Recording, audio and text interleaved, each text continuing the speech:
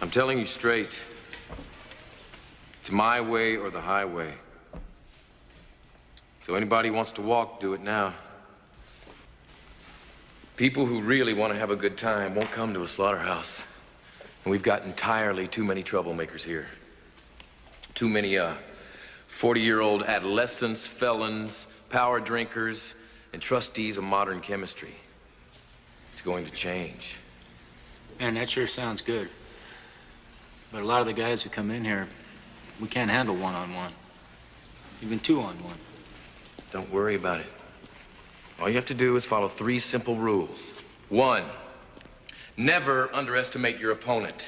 Expect the unexpected. 2, take it outside. Never start anything inside the bar unless it's absolutely necessary. And 3, be nice. Come on. If somebody gets in your face and calls you a sucker, I want you to be nice. Okay. Ask him to walk, but be nice. If he won't walk, walk him, but be nice. If you can't walk him, one of the others will help you, and you'll both be nice. I want you to remember that it's a job. It's nothing personal. I want you to be nice until it's time to not be nice. Well, how are we supposed to know when that is? You won't. I'll let you know. You are the bouncers, I am the cooler. All you have to do is watch my back and each other's. Take out the trash. Sword of omens, give me sight beyond sight. Greetings, Starfighter. You have been recruited by the Star League to defend the frontier against Sewer and the Kodan Armada. Get ready. Prepare for blast off. Hey, Doc, we better back up. We don't have enough road to get up to 88. Roads? Well, we're going, we don't need roads. Remember, no matter where you go, there you are. This is 80's Reboot Overdrive Podcast. We were dancing just like Swayze when Jennifer Grey had a nose.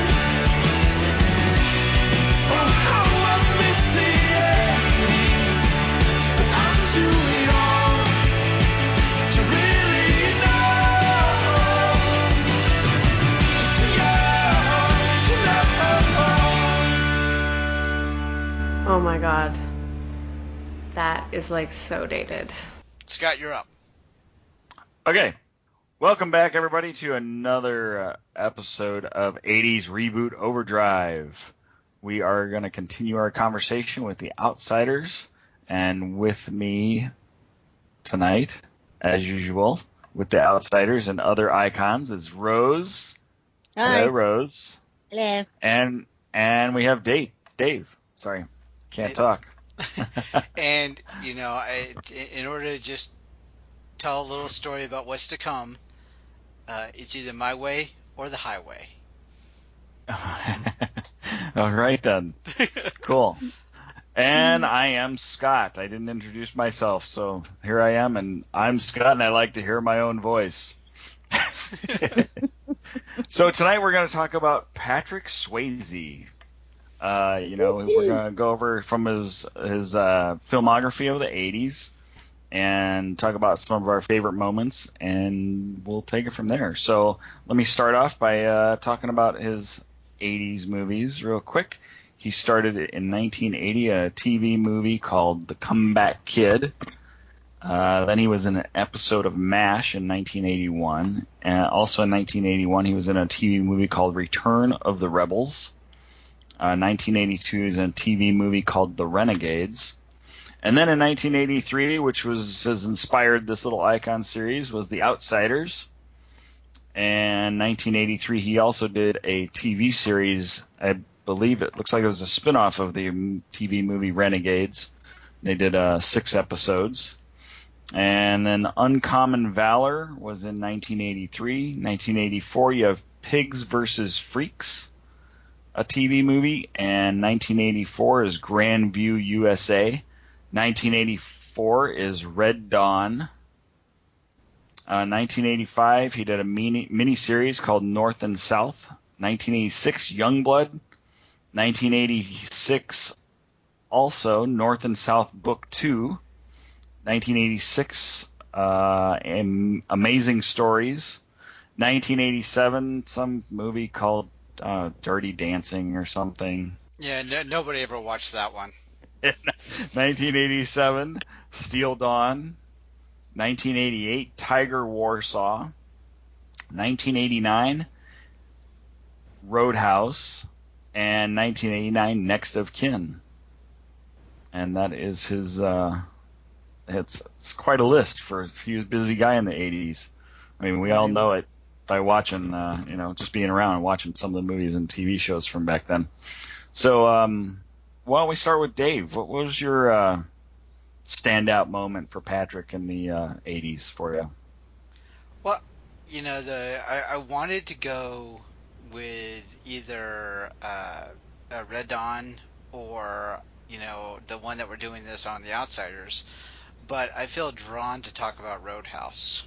So the reason why Roadhouse sticks with me was in 1989 I graduated boot camp. I was San Diego on the base, and at that time, after graduation, I went to technical A school, and I had, the obligatory romance that you have when you're going through A school right after you're the best time of your life, and you're young, you're free for the first time, and then you finish boot camp, and then all of a sudden you're introduced with women again. And so I had my girlfriend as I was going through technical A school, and the movie that we went to see, the first movie we went to go see together was Mr. Dalton in Roadhouse. Mm-hmm. So for me, that movie kind of brings back that time period in my brain where, best shape of my life, being, United States Navy, and, being on the base, being in San Diego, everything is just awesome.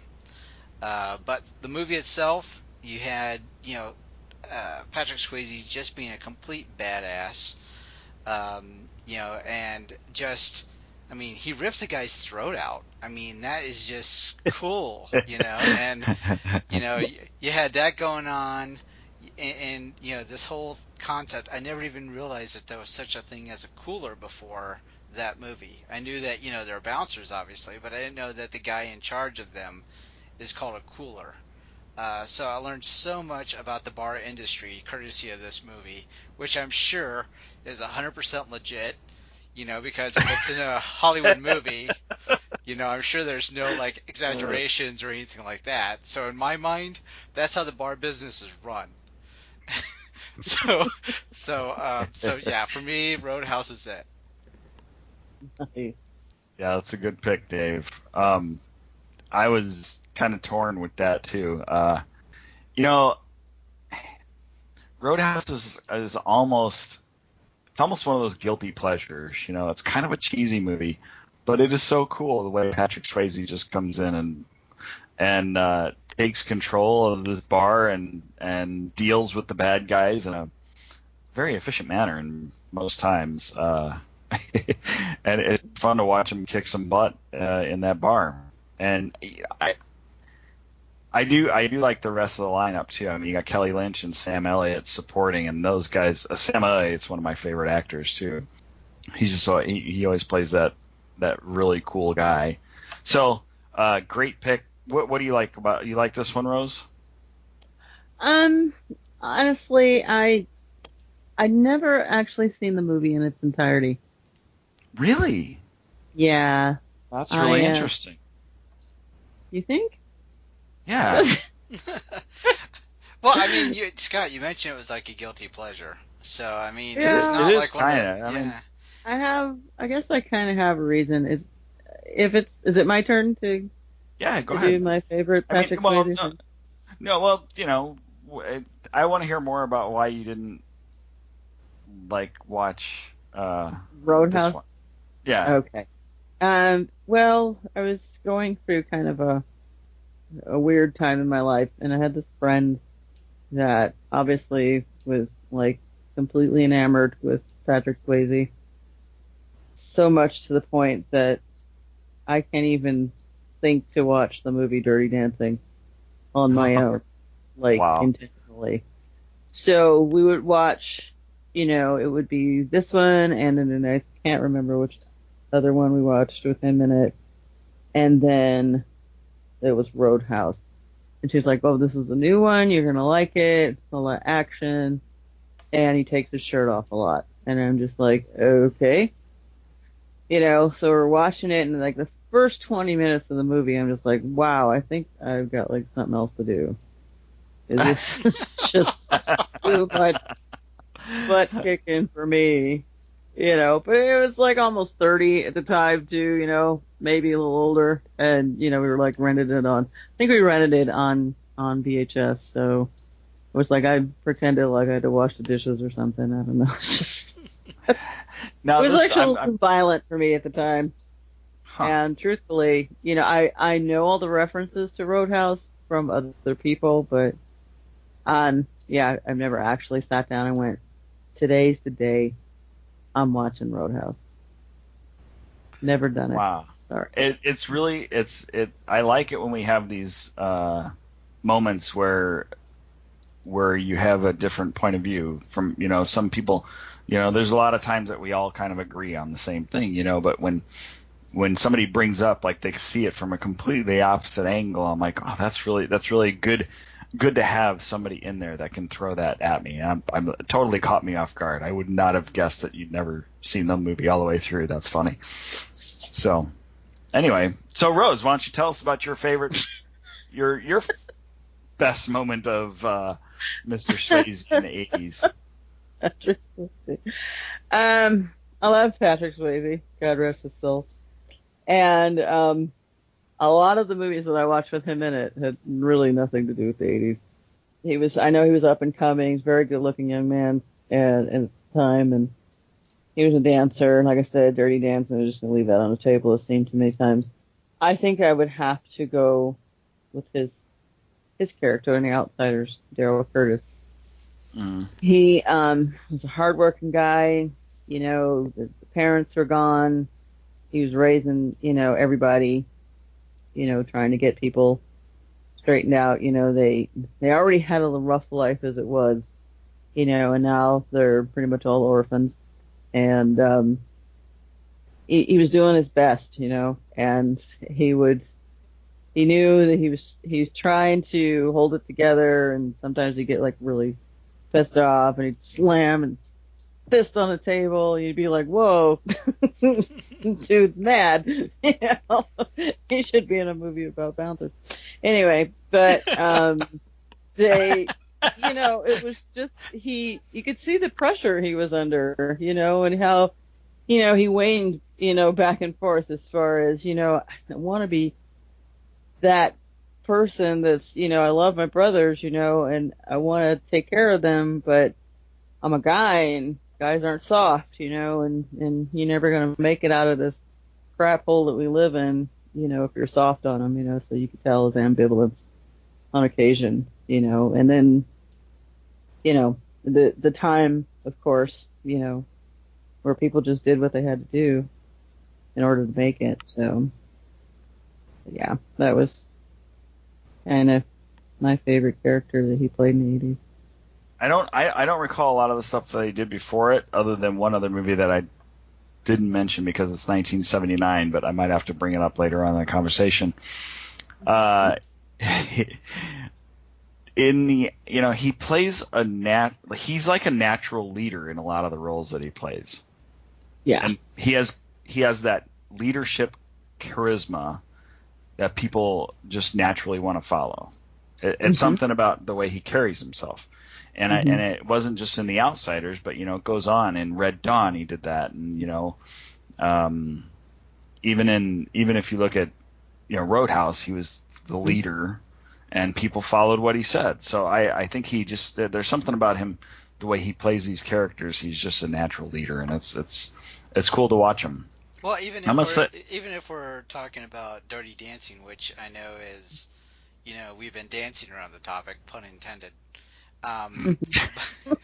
But even then he's a leader at that, of like the staff also. Yes, that's true. Yeah. That's true. Yeah, so I mean that you're right. I mean that's very prevalent in his roles. But I want to go back to what you were talking about with Outsiders.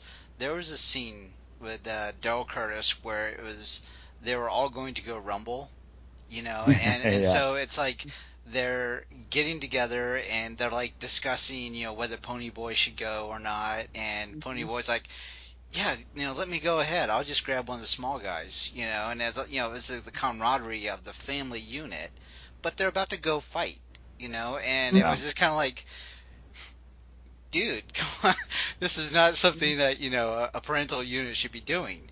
But you fast forward to the fight, and then he's sitting there and they're having a dialogue with the other main guy that's in charge of the Socias. And they're like, having a dialogue back and forth, and then one of the other guys is like, well, what's that about? And he goes, oh, well, they used to play football together. So, it's like they were, he was, one of those, just a regular guy, but, here he is being the leader, and, it's just like, yeah, I'll take you on now. It's like, dude. Yeah, that's a great one. I'm going to go with one of my favorite movies, and I've watched it many, many times, is Red Dawn, and his role in that one also as Jed. He was also the leader, the just kind of drew everybody together. He had the truck, everybody hopped in, and they all went up to the mountains. And another one was C. Thomas Howell, where he was, they played together again. Yeah. And, which we just talked about recently too, C. Thomas Howell. Yeah. So anyway, and he was also in Grandview USA with C. Thomas Howell also. So and those two have worked together quite a few times. Anyway, Red Dawn, just the whole movie. It was very exciting, an interesting take on the plot itself, and I just think Patrick Swayze played that natural role the way he does, and he nailed it. So I don't know if I have any favorite lines from him specifically. I always think of Wolverines when I think of Red Dawn, but I don't know if he ever said it. I think it was C. Thomas Howell that yelled it out, or Charlie Sheen maybe.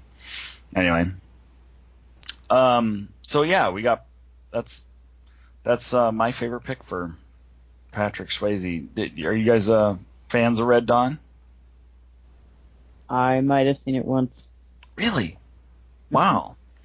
Okay. A little too violent for you at the time? No. Just kind of boring. Kind of boring. Dave?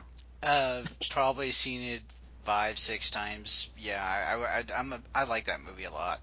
The scene that pops in my brain is one where the truck's overheating, and one of the guys is like, I gotta go to the bathroom. And he goes, all right, well, pee in the radiator.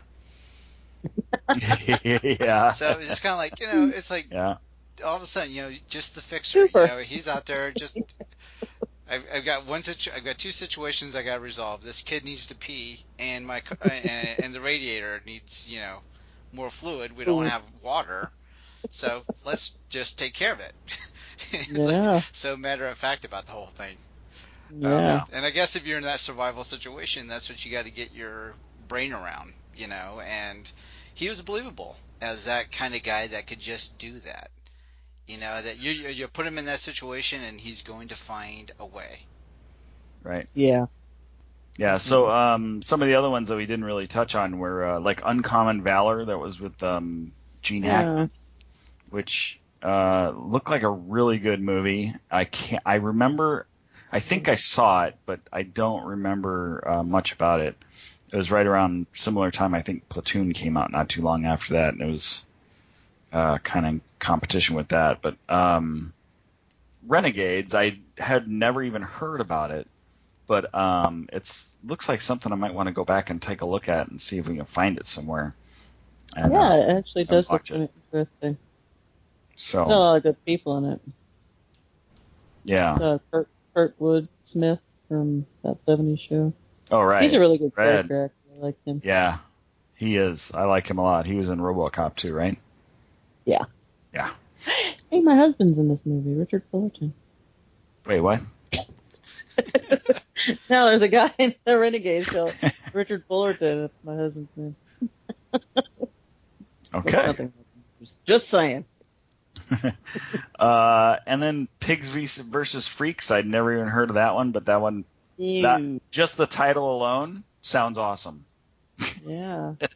Well, it's got Grant Goody in it. Nice. Yeah, it Adam sounds like a Baldwin. cartoon. Brian Dennehy. Yeah. Glory to heaven. Really? Wow. Well, William Wyndham. Tony Randall. Holy crap. Okay, sorry. Oh, it's a football movie. Oh. The hippies of the town take on the police. The pigs. The freaks versus the pigs. Okay. Interesting. Oh. But is Swayze a hippie? Not sure. That'd be interesting to find out. Yeah. Because he never impressed me as a hippie type. No, I don't know if he'd. Well, you never know. No, He could be. Hold on. If you looked at him in Point Break, maybe. Yeah. Yeah. Surfer dude. Yeah. All right. Yeah. Surfer dude. Well, I want to go back to the beginning of the decade, MASH. I don't know if you guys remember that, but there was like an episode. Did you guys watch MASH? Yes. I did watch a lot of it back a long time ago, but I haven't seen it in a long time. I don't remember. I mean, specific storylines or anything like that.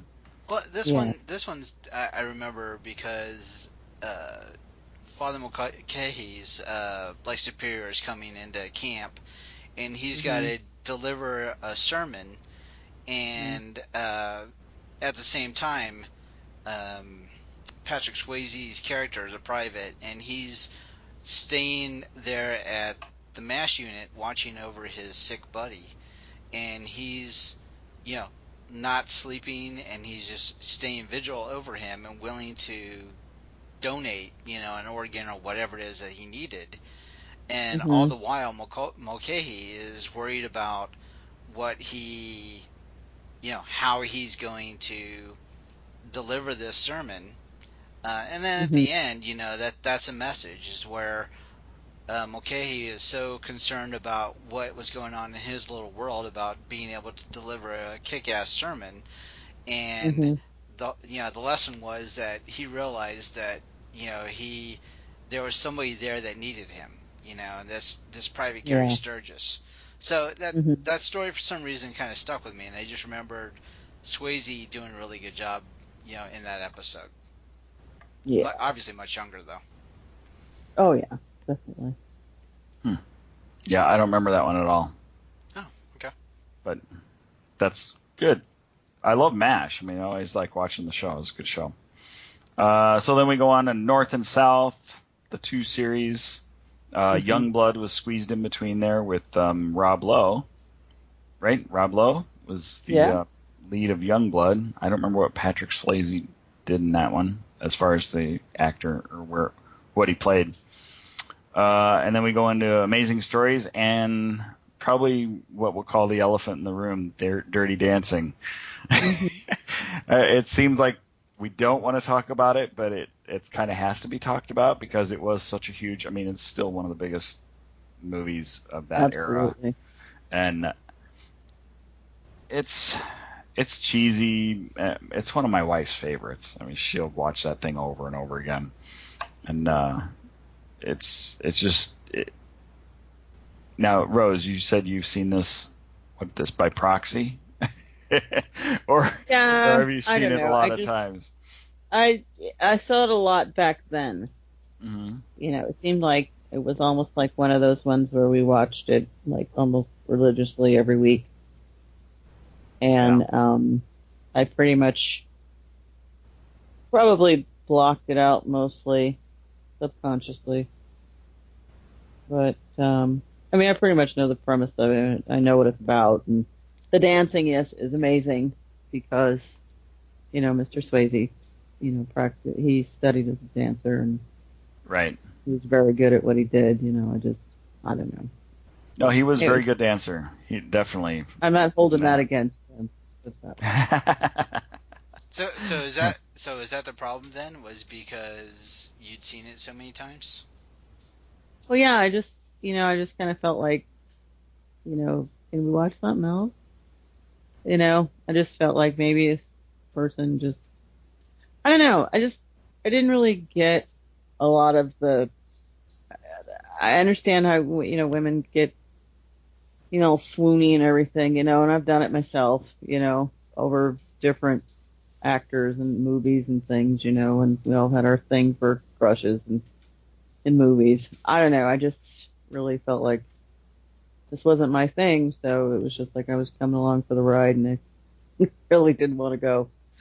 So, and if I felt the same, I'd probably go, "Oh my God, yes, let's watch Dirty Dancing for the 15th time this month. Yeah, it'd be awesome."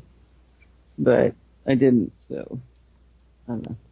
Yeah, I'm probably in the same boat as Scott. If Chrissy, like my wife, would be like, hey, Dirty Dancing's on, let's watch it, I'd be like, all right, okay. And it's just kind of there. But, if I'm channel surfing and I see Dirty Dancing, most likely not going to stop.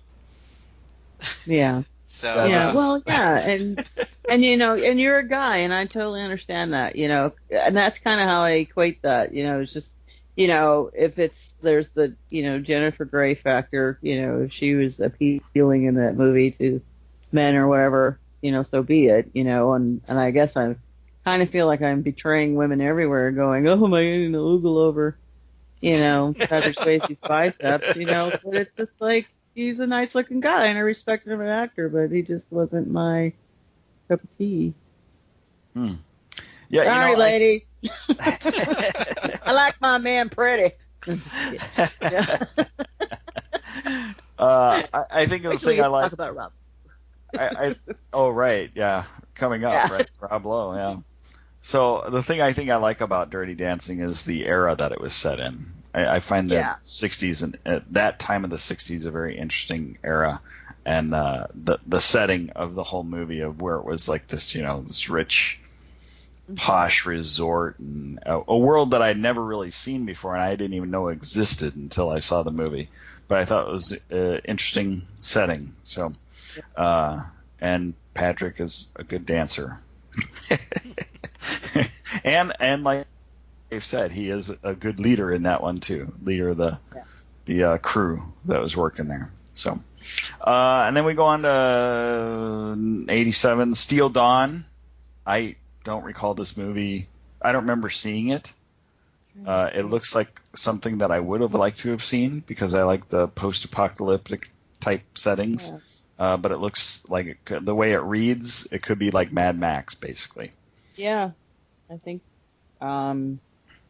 it probably could have easily been. I don't recognize a lot of the actors in it. Mm-hmm. But once again, it's probably something I might have tried to start watching and just wasn't successful. Right. Yeah, I don't think I ever checked it out myself. It might be that thin headband that he has on the cover that might have turned me off. I don't know. If you see the picture of it. We're always going to be picking on the pictures that they pick for IMDb, I think. Yeah. See, why couldn't they use that one? They could have easily used that picture. It was a nice picture of him. I'm still so angry about that. It's a horrible picture they put up. It's like he's got a cowlick. I mean, come on, guys. He always had good hair. He has amazing hair, and this is the picture we get for IMDb. He had some killer mullets through this era too. Just naturally just fell behind his back, just like boom. I just woke up like that, and he could just easily been that person. No bed hair for you. Now then, there's Tiger Warsaw, which I never saw. I don't even remember the name. Either of you guys recognize that one? The cover looks familiar. I rented a lot of movies back in the 80s. This cover looks kind of familiar. I just don't. I'm sorry, he shot his father since 15 years since to seek forgiveness. Yeah, I don't remember that one at all. I just don't know if the synopsis would have got me, you know. Yeah, And no, I don't remember that one. Back there, the tiger, is that who he is? So then we got Roadhouse, which we covered pretty good earlier, and then Next of Kin, which I remember it being a pretty decent movie, but I can't recall any of it right now, like if it was really something that grabbed my attention. You guys have anything on Next of Kin? I seem to remember the premise was something about where, he's kind of in, the backwood countries type person. And I think it's like his brother or something like that had gotten killed, and then all of a sudden he's out for justice. And so I think Chicago cop. Oh, he is a Chicago cop? That's what it says, yeah. Oh, okay, all right. So the premise was that that was his background, was the backwoods, redneck type person, if you will. And then he has to go home, to help solve this murder mystery or something like that. That's what I seem to remember. There's something where he is obviously out for justice. That's really like all something I I remember. might want to see. Right.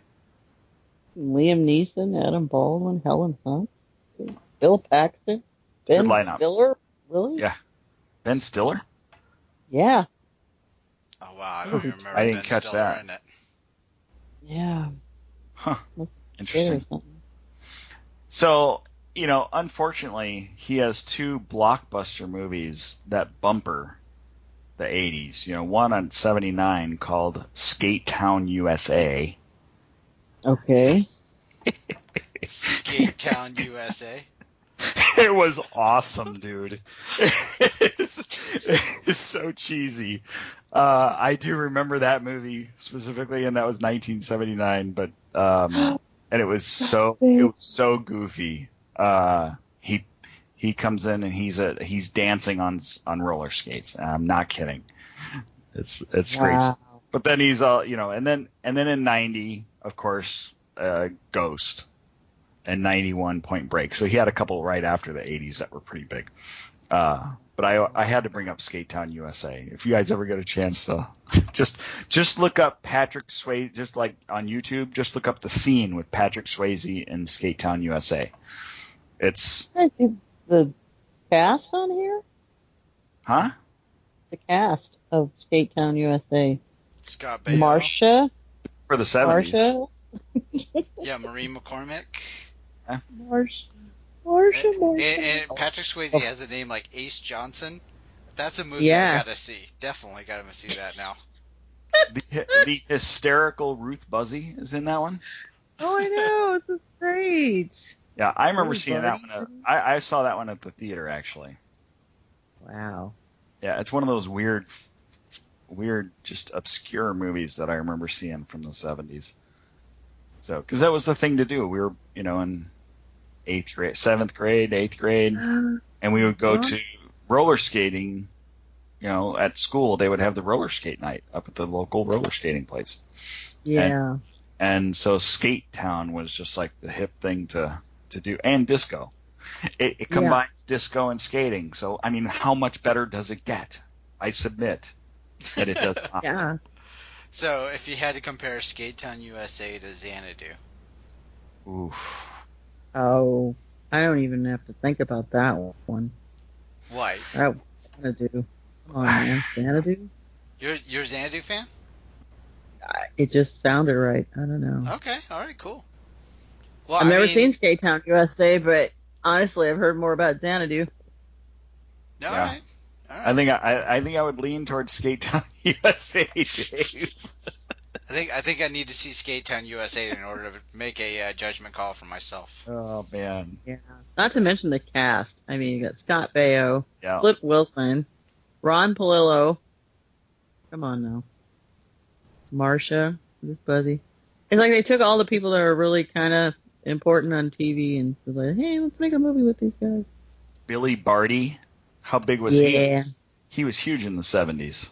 And here we are in 70s Not by groovy stature, overdrive. but you know. Yeah, and he was in UHF too.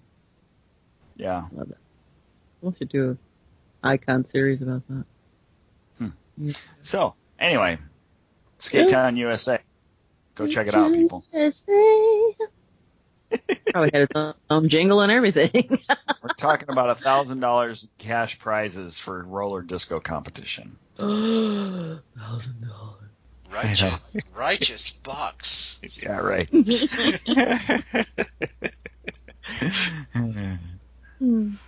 But you know, if you're bringing up a '90s, if you're talking about a '90s movie and you're talking about Patrick Swayze, I gotta go Point Break, man. Loved him in that movie. Point Break was fun. Yeah. Point Break was a good movie. I did watch that one. And you know, Ghost. Everybody Yes. cries. Everybody has to cry at the end. Yes, definitely. That's another one I saw. But I actually didn't mind watching that one for some reason. I don't know. Maybe I was just getting used to seeing him. I don't know. Yeah. So but that's not my favorite 90s. I know we're not talking about the 90s, but... Throw it out there. Throw it. Wong Fu, thanks for everything. Oh, my gosh. Oh, my God. Homeboy. Oh, boy. The best drag queen ever. You hear me? Ever. Wow. I'm just saying. Okay. I'll take your word for it. Oh, good. Because I've never seen it. Okay. Well, I mean, that's one you need to watch. And I could not bring myself to watch it. It just looked goofy. Oh, well, it's a little bit more than that. Okay. It's got a lot of heart and soul in it. Okay. And besides, you know, you watch cheesy stuff. Need I remind you every Christmas, Mr. Star Wars Christmas special? No. Nothing is worse than that. Christmas on Kashyyyk. It's Life Day, baby. It's all about Life Day. Hey, I'll make a bet with you. Yeah. Okay? If you watch that movie, I will revisit Roadhouse. Oh, really? Yes. Front to beginning to end? Beginning to end. Wow. I feel like I need to commit to something here. I don't know what it is though. I believe it's Skate Town, USA. Skate Town, USA. I think so. There you go. I think so. Because you have seen that, right, Rose? No. Oh, you haven't seen that? No. Oh, you sounded like you knew what you were talking about in that one. I know. Isn't that amazing? That was pretty good. I was sold. I was sold that you had seen it. Yeah. No. I just knew the people in it. I just figured, I put two and two together. It was just like, yay! All right. Well, now you have other homework to do too.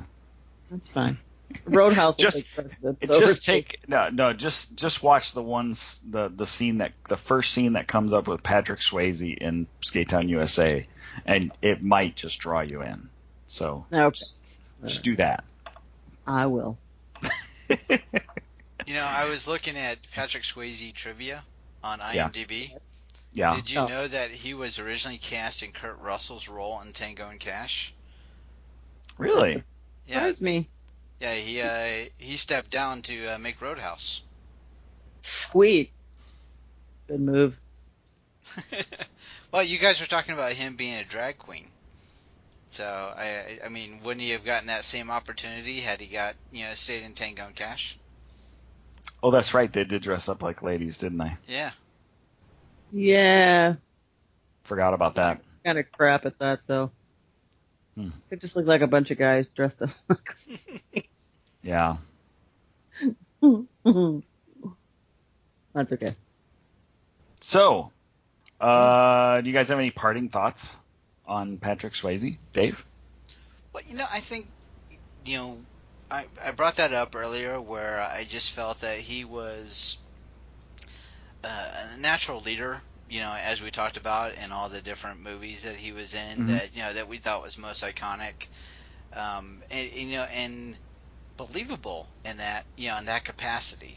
And the other thing that for me that, if you look at him in Red Dawn or even in The Outsiders, he wasn't in a well-off side of town, or he wasn't in, privileged, but he was making do for what he had, and kind of the core group that he had around him were devoted, and they were, all in it together.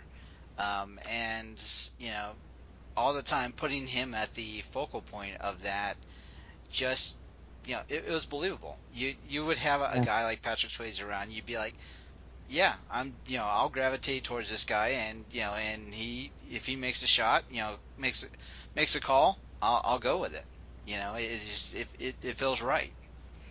So that's what, I think he kind of personified that for me in the 80s for the movies that I saw with him, with, he's just that natural leader, and kind of in charge of, I don't want to say the downtrodden, but just the not well-off group that you're the underdogs you're rooting for. Yeah, definitely. Rose, your final thoughts on him? Forever will we miss him. I know I will. He's a great actor, good character actor, extremely handsome. I mean, that's not really a part of acting, but it is. He just seemed like just such a regular person, And I think that's why his characters were so believable, because he just brought that extra bit of humanity with every role that made you think, okay, even though he's that guy in Point Break that, steals all the money and, he's kind of psychotic, but you still like him because he's that person, and I don't know. I've seen a lot of things with him in it, and I just think we lost him too soon, and he left us a really excellent legacy to remember him by. I'll have to agree with you on that. Lost him too soon. It was a shame to see him, go through what he had to go through to end it that way. It was unfortunate. So I'm going to go with personal quote from him. Okay. It just makes me laugh. He says, "Good-looking people turn me off, myself included."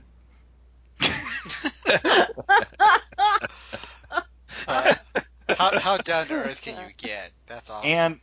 And the other little bit of trivia that I want to share before we go is he owned a 5-acre spread in L.A., and the name of it was Rancho Bizarro. So I got to respect him for that, because that's just funny too.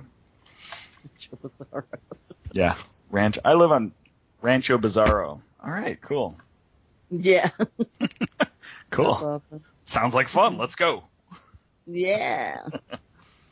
All right. Well, let's wrap it up and give out our social media information. Dave, where can we find you? I've realized that I say everything and then I add it into the bumper, and I'm like, am I being redundant? I don't know if I am or not, so just bear with me. Take care of our 80s Reboot accounts, so that's Facebook.com/80s Reboot, Twitter's at 80s Reboot, Tumblr is 80sreboot.tumblr.com. Email, if you want to shoot us an email, that's 80sreboot@gmail.com. Okay, Rose, 80s Music Girl. 80s Music Girl on Twitter, 80s Music Girl on Instagram, 80s Music Girl on Facebook. I think that's it. Cool. And you can find me on Twitter at 80s Auto Reverse or at Scott's Eye. And also you can find our page on Facebook at 80s. I'm almost said Reboot Overdrive, which is true. Which is true. But more of my music-centered stuff is on 80s Mixtape Auto Reverse. We're having a lot of fun over there, too. So always a good time talking to you guys and discussing the icons, these awesome icons.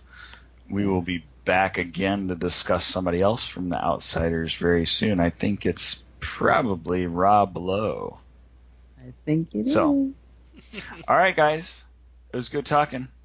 We'll talk to you on the other side. All right. Bye. Bye. Bye. We hope you've enjoyed this show. This podcast is part of the 80s Reboot Overdrive channel on Southgate Media Group.